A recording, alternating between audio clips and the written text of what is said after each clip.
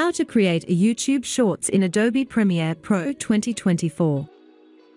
Here you can see this video is wide. Now I'm going to show you how we can make it into short video. First we have to set the sequence. Click on Sequence Settings. OK. Now change the frame size to 1080 by 1920.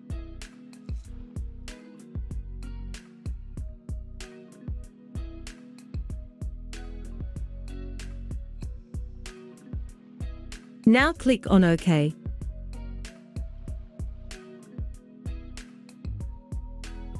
Here you can see the video frame has changed. You can scale the video and even change the position that you would like. After that, click on Export. Here you can see we have black color around the video. So, let me show to you how we can remove it. Click on Video. Under Frame Size, click and choose Custom.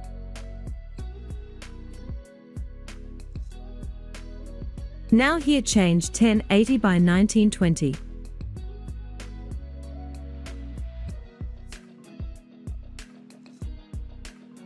Click on OK. Here you can see the black color has disappeared. Now click on Export.